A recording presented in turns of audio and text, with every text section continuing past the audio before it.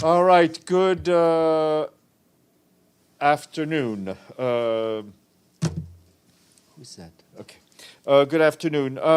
As you saw this morning, we issued a statement in which the Secretary General strongly condemned the Taliban's decision to ban Afghan women from working with the United Nations in Afghanistan.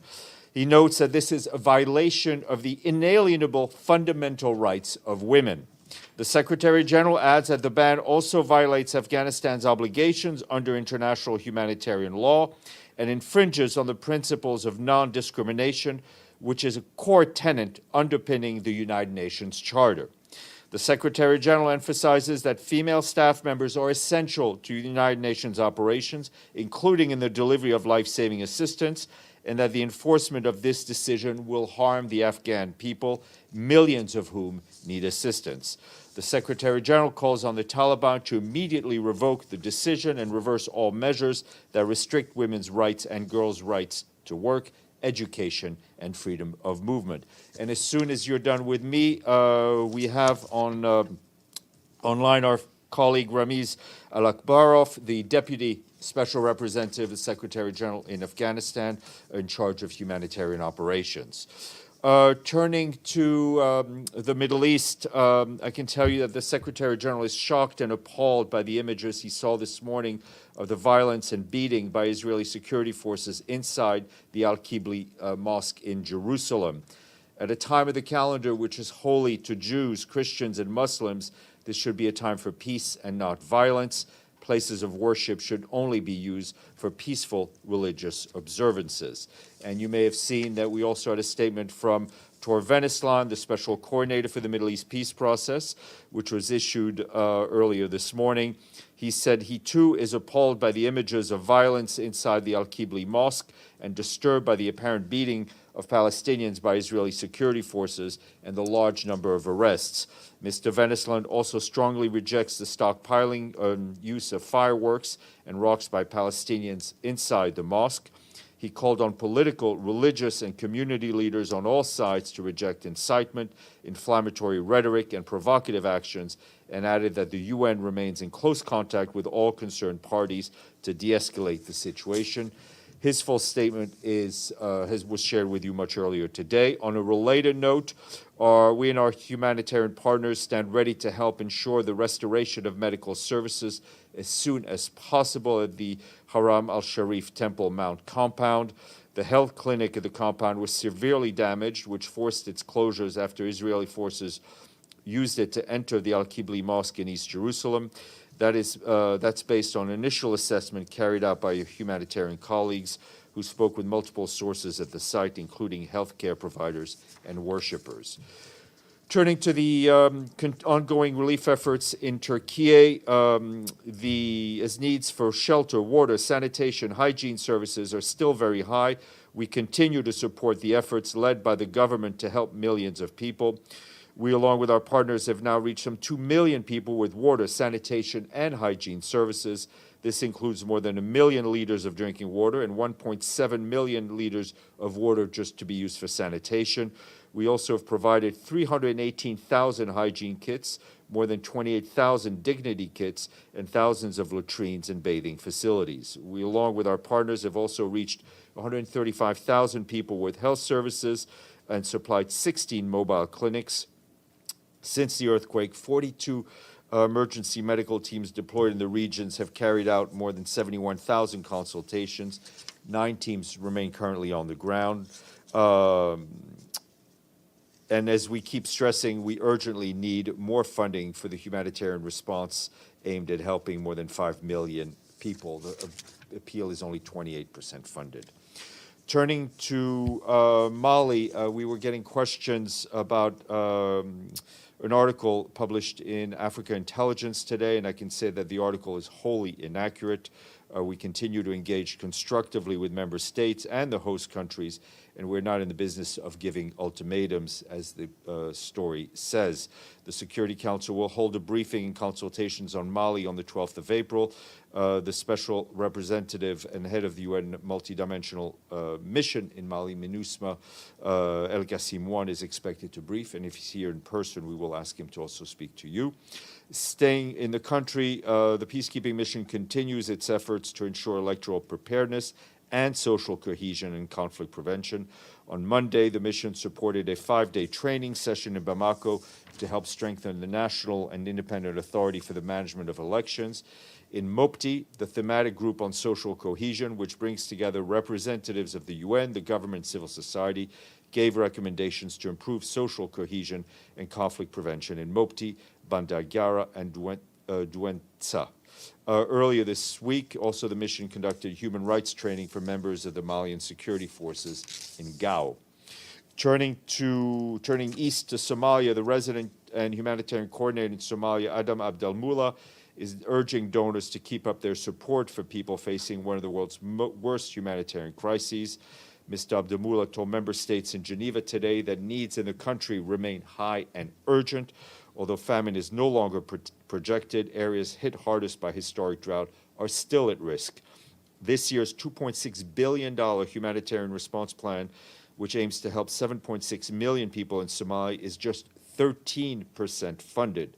Generous donor support has helped avert a famine for now, but Mr. Abdelmullah said those fragile gains could be lost without consistent funding. More details is online. Just to note from Peru, where the resident coordinator, Igor Garafulich, is supporting authorities in their response to the ongoing heavy rains and floods that have left more than 500,000 people in urgent need of humanitarian support. The UN team has been helping government response with food, access to clean water, sanitation and hygiene, social protection, early recovery, disease prevention, and access to education. In addition, the World Food Programme is providing emergency cash transfers and logistical support for essential goods to more than 1,000 families. UNICEF, for its part, is treating acute malnutrition, while other agencies have helped with the management of shelters and access to health services. A note on the first day for a new leader of a UN agencies. We want to welcome Cindy McCain, who joined the UN World Food Programme as its new executive director today. Ms. McCain takes the helm of WFP, which last year delivered food assistance to a record 158 million men, women, and children around the world. The new executive director stressed that while no organization can solve world hunger alone, global cooperation is critical to save the lives of millions that are at risk.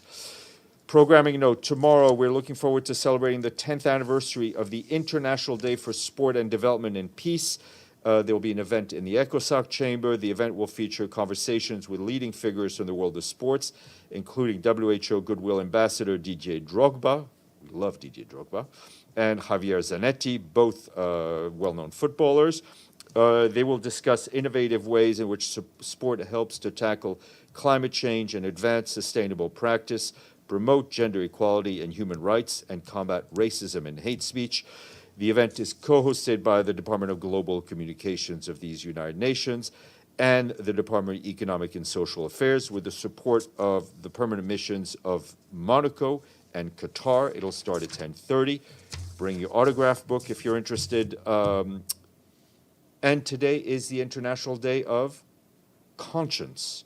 Today we mark the International Day of Conscience to highlight the need for the creation of conditions of stability and well-being, peaceful and friendly relations based on respect for human rights and fundamental freedoms without distinction to race, language, religion, or sex.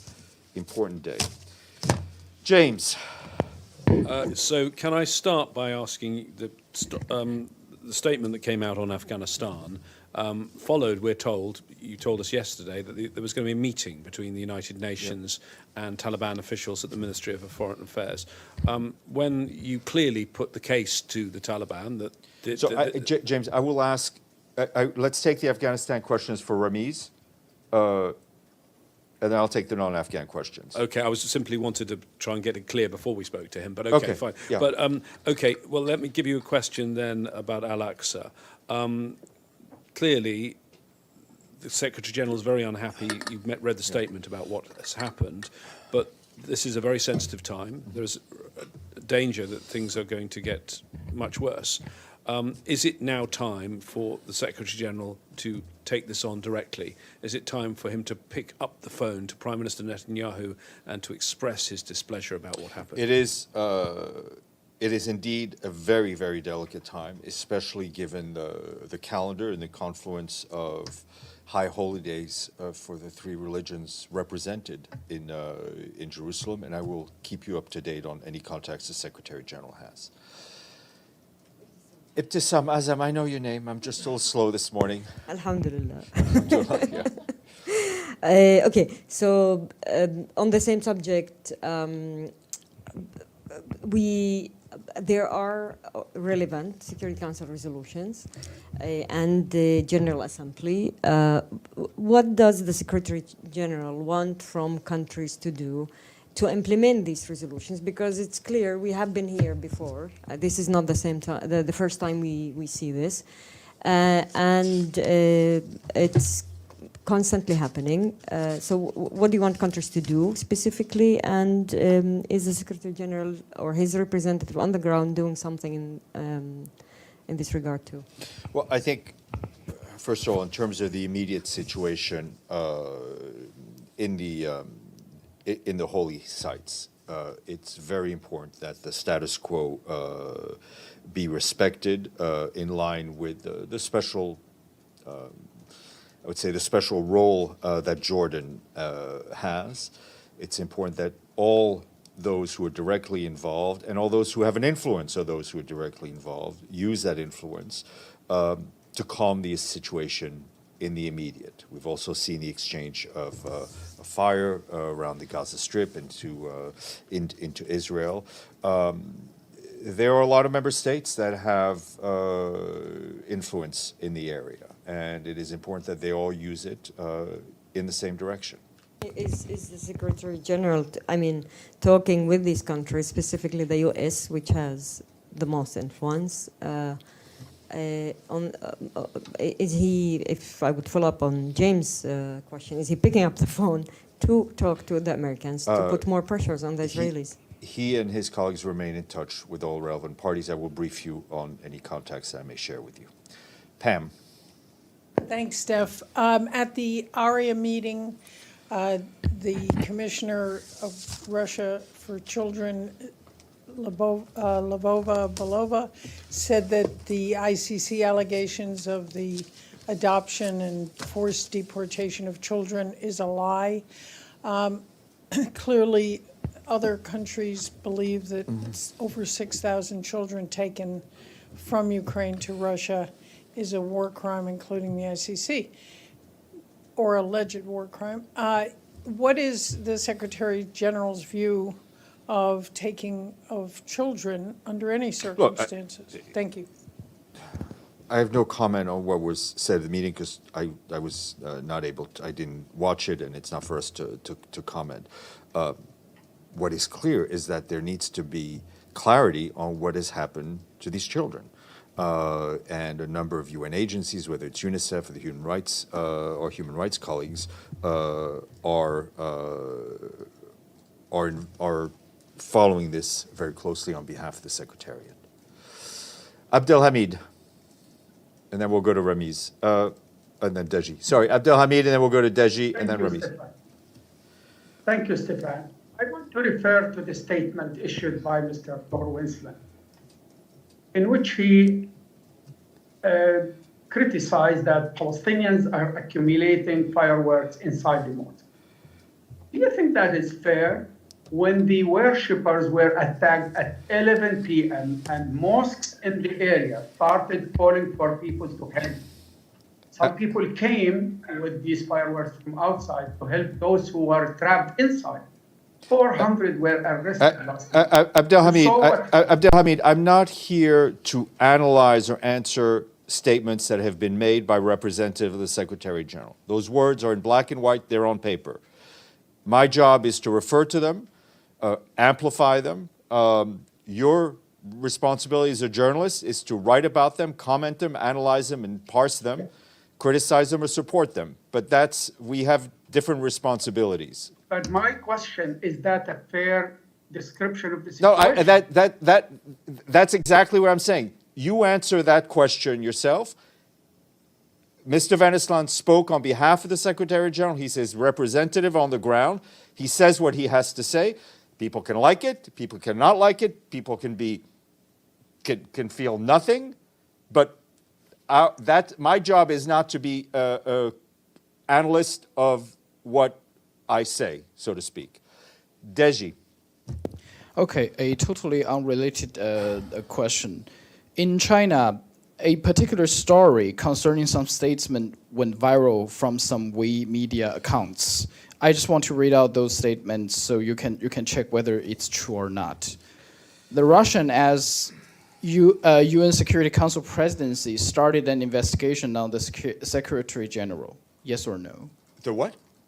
Russian, as the presidency of Security Council, started an investigation on Secretary General. I think that sounds like a perfect example of the rampant disinformation we all see all too often on social media. It's not true. There's more. WHO's Dr. Tedros has been impeached. Not true. The SG has been impeached. Not true.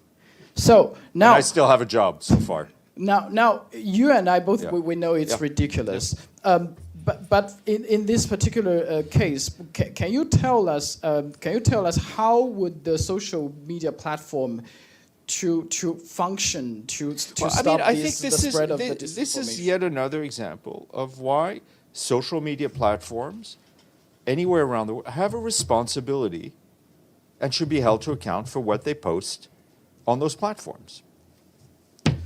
Mr. Bays, and then Stéphane. Quickly on that, so the UN considers social media platforms to be publishers.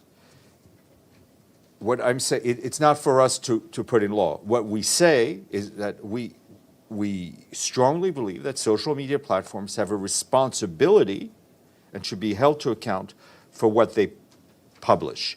It is up to national governments should put policies in line with that. And actually, the other follow-up I was going to ask you, when you were talking about the children that were moved from Ukraine to Russia, you said UNICEF and the Human Rights Office were looking and assessing this. Yeah. So have they asked, have those two offices of the UN, have they asked for access to those children? And if so, what has been the response? We will try to get some answers from them. Stefano, and then we'll go to Ramiz in Kabul, who's been extremely patient. Stéphane, I assume that you saw the press conference that the Russian ambassador Nebensia did for inauguration of his month of president, right? You did. Sorry? That you saw the press conference. You heard or you read. I heard. I didn't. You read something. Anyway, on a specific question about what you told us, that Secretary General Guterres is going to sit down with Minister Sergei Lavrov. I asked him if he knew or heard about a plan, a peace plan, or anything that the Secretary General Guterres could contribute, if he's working on it, what do they expect? Anyway, his answer at one point was this. If that is not the case, let's see when they meet. I'm happy if he could come with something tangible and realistic, but I have not heard or have any plans by the Secretary General being discussed or prepared within the Secretariat or within his office. Okay. Well, how do you, is it true what he said? I would never. I'm not going to comment on what Ambassador Nebenzia, what others ambassadors say in this room as President of the Security Council. I think the Secretary General's position has been very clear. He would like to see an end to this conflict in line with international law, in line with the UN Charter, in line with relevant General Assembly resolutions. And we look forward to meeting Foreign Minister Lavrov when he is in New York, as I'm sure the two will meet. Stéphane, just very quick. A few days ago, Farhan answering to a similar question, he said, you know, they're working always in the office of the Guterres. We are not going to tell you because this kind of a conversation. My other second tenet in life is not to comment on what Mr. Hawk says, because what Mr. Hawk says is usually true. I will let's leave it. Stefano, let's leave it at that. There are important matters to discuss. Ramiz, thank you for your patience. Thank you for doing this briefing. If I could ask the colleagues to put Ramiz on the screen, and we will give you the floor.